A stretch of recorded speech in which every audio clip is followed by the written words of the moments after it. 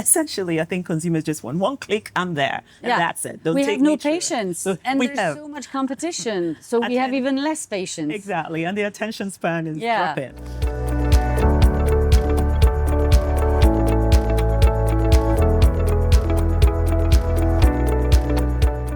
Welcome back. This is Marion Ranchet. I'm the founder of Streaming Made Easy, and this is a new episode of our video series on super aggregation and bundles, a topic that I love. We're doing this in partnership with the team at Bango, and today I'm excited to have Kenechi Belusevic. So nice having you on. Thank you for having me. For those who don't know you, can you tell us a bit more about you and what you do? Okay, I'm Kenechi Belusevic. I am the head of distribution and business development for Warner Brothers Discovery. I look after the entire portfolio of Warner across several territories in the market. I work with a lot of partners, both B2B partners, pay TV operators, and all the partnerships that we have across the region for our entire portfolio. Is there one deal that you've done recently that you're super proud of and, is going to really advance what you guys are trying to do in the region? I don't know how many to mention, but I call that the Vodafone partnership. Yeah. Partnership that was really, really unique. It's an exclusive deal with Vodafone in Greece. As you know, Greece is a strong FTA market. Yeah. Pay TV is quite low, less than 40%, and on-demand and streaming is growing. And then we also have this great partnership with Telia in the whole of the Baltics, and GoTree, who is an OTT platform as well, purely OTT. That's GoTree ASTV Baltics. Yeah. We've got that partnership with them as well. And then we've got some partnerships in Ukraine, a very unique one with everything that is going on right now. But that partner really came to the table for us. And it was also critical for us to get our content in any way that we can across the board, and they were really great in the marketing and pushing the assets out there, and the engagement that we saw, even with everything in Ukraine, was really phenomenal. Really humbles me. And then, like I mentioned, this year we now launched in January in Israel, and we did that with two great partnerships as well in Israel, Hot and Yes, and we had a huge campaign that was pushed by the partners as well. So it's really appreciative to see how partners welcome whenever we come into the market, the long road we have to do in the negotiations, the long road we have to do in the technical integration, because we've got a service that is out there for everybody to use, but there are strategic decisions that we make about what are the partnerships we're going to get into? What are the complexities in the market? How fragmented is it? Are we better going it alone or with partnerships? And we've got all that information that enables us to make that decision and decide what sort of partnerships are we going to go to? What kind of bundles are we going to push out in the markets? So that takes me to what makes a great bundle for you, right? When you have to make those decisions as to who to partner, like making an exclusive deal with someone in the market, that's a big deal. Yes. We're in a world where, how we access content is there's so many options, right? So what makes for a great bundle for you and your partners? And, ultimately, what are you trying to achieve for the end consumer when you do those deals? Good question. So I think this is really a collaboration between us and the partners, but we do our homework first. Yeah. So it's a brand decision about, I think the ultimate thing is, first of all, we want to make sure that every consumer, because it's our asset, it's our service, every consumer has the same experience. And we have to be consistent and constant in that messaging. However, the decision is driven by scale. What's the best way forward in each particular market? And one thing that is very clear, most of these partners is not just content that they offer. Yeah. The telcos are offering mobile, and some of them are even going into offering utility services now. Yeah, absolutely. That's the first thing, on their side. And then you look at the consumer side as well, based on that. How many services are they going to be able to take on their own? The passwords, the trust that consumers have put on these partners. And those are the things that we look at. You get, what is that collaboration between the local partners, and what is the trust that consumers are already putting on them? And then we now make that decision. This is a pathway for us to go into the market with this partner. They can reach the consumers. They know the DNA of what HBO is, how we want to market it. They want to collaborate with us because it's always about constant messaging. And then the big part of it is also the technical integration. Yeah. Because yes, once you have your asset out in the market, someone can pick it up, access it directly, Yeah. and they start streaming. And if there are any issues, you have that direct communication. Yeah. You can control that. But when you're on a partner's asset, it's still the service that they end up getting to. But that journey, that user Yeah. journey, it's very, very, very important because you want, essentially, I think consumers just want one click, I'm there. And that's it. Don't we take have no me through it. patience, So and we there's have. so much competition, so we have even less patience. Exactly. And the attention span is Yeah. dropping.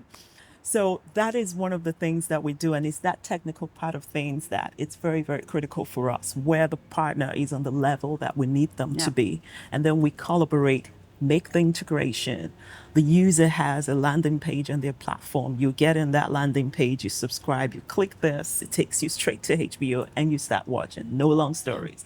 And that's actually the secret sauce that, aside from the commercials or the news you get, but that's the behind the scenes that it's very, very critical. And so you can imagine a consumer being able to access, because let's not forget, most of these partners are giving access to other kinds of content, whether it's live sports, whether it's news, the FTAs are quite strong as well. Yeah. Local content is very critical.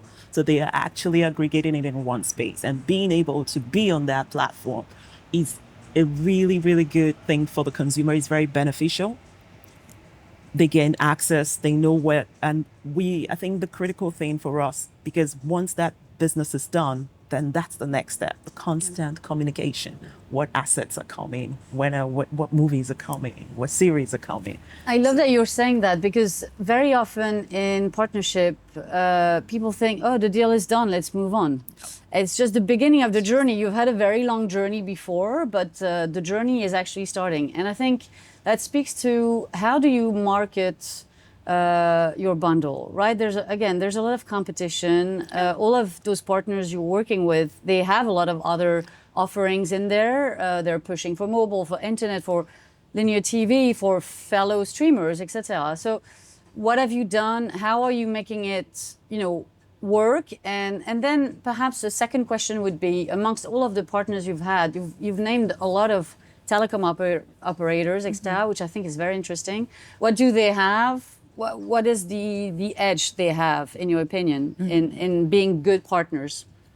Okay, I'll start with the first one. What are the things that we do once we've... once you've launched, right? Once we've launched. That's the great thing. Being a brand, HBO Max. Yeah. I think we're in a very enviable position. I know we came into the market a little bit late, but some of the assets that HBO has had really global cultural moments. Absolutely. So one of the things that actually, once we launched in all these markets, how long ago Game of Thrones was, how long ago Friends was. Some of the things that surprise us, we're seeing the assets that people went to watch, and that is that marketing and that brand, okay? Remember that we've got a direct-to-consumer business as well. So we are pushing out in all ways that we can, in all communications that we can, through social media, through the trailers. We just, dropped the Harry Potter trailer. It's almost about 500,000 views, that anticipation. So all those cultural moments accumulate to that. And then specifically for our partners, we work very intensively with their marketing teams to ensure that the titles that we have coming, that they are prepped. We are sending visuals, we are sending information, we are actually doing a lot of activations. Sometimes we do premieres in the markets. That's very, very interesting that HBO does. We do premieres across some of our markets before the show comes. We bring in the celebrities and influencers, and everybody likes that buzz because it's not just content, it's a movement. There's an experience, and you're connecting with others. With others, you get. And we know very well that that buzz feeds into eventually what the telcos they all really like to participate and work with us. But I think that the key thing that we do is that constant communication, because like you said, it's not just we do the deal and we're gone. we continue the next level is the marketing, which assets are coming. And then also we work with them because they also have different pushes at each time. It's not only our service that they're selling, they have different services they're selling. They're pushing internet, they're pushing mobile, they're pushing phones, you get. And then we have to be on point with that branding messaging. But I think one of the things that we underestimate is the branding value, that brand association that telco, that our partners get from being associated with HBO Max.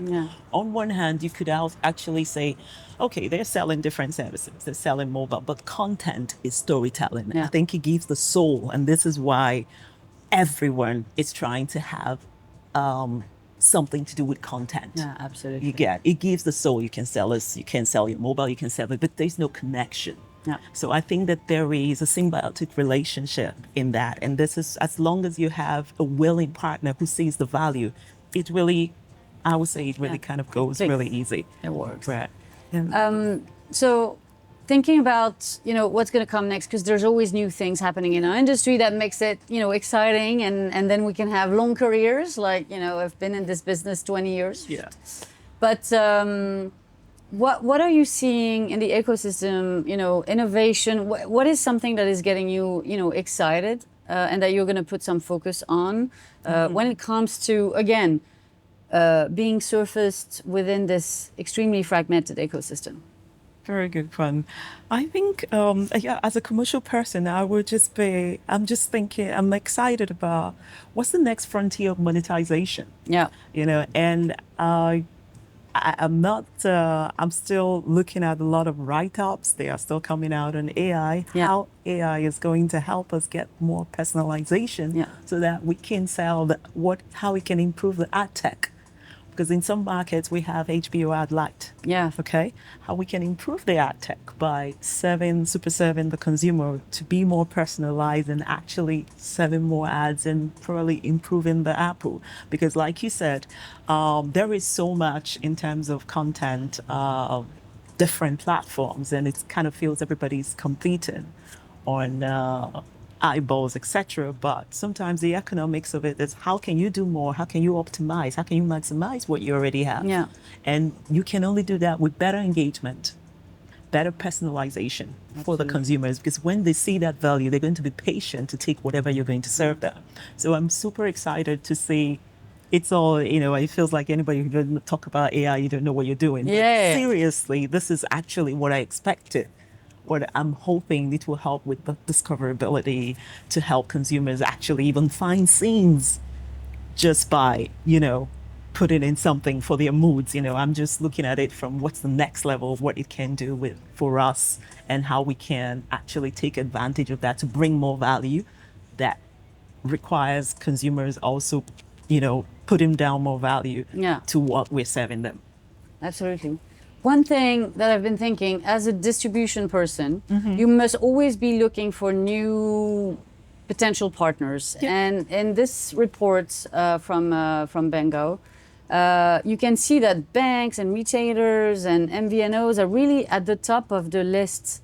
AI came up a lot as well, LLMs, etc. We saw Tubi launching a chat GPT version of Tubi to facilitate, content discovery. Any wild card new type of partners that you'd be interested in working with? Actually, we always have a list of them. It's just a question of executing. To your point, I actually think that it's very, very interesting. And it goes back to what I said before, that content is soul. And that soul is what all these companies are after. Because people get engaged, people show emotions when they have viewed something. And no matter how great the asset you're selling, you can still be there, but you can have more value with that association, that cultural trend, that event. And so I really welcome that. And I think that trend is going to get stronger. We've got banks, we've got, retail houses wanting to get vouchers. Can we give this to our consumers? Can we give them, they have all these reward programs, loyalty programs that they want, and they're getting more engaged. Whenever, some of the movies, that we've just done, the series Euphoria that's just coming out, they want that association. So we know we're going to see a lot of that. We already have quite a queue of them wanting to work with us. And we do welcome that, because ultimately we want to meet that consumer where they are comfortable. And I believe those partnerships are going to get more expansive. What I love about what you said is I think anyone who has a customer relationship, therefore a transactional relationship, is keen to have content because they want to find a bit of that emotional connection, not something dry with just like, here's the bill. Here's the bill. Yeah, exactly. Kenechi, thank you so much for being with us. That's a wrap on another episode of our video series. We'll see you next time.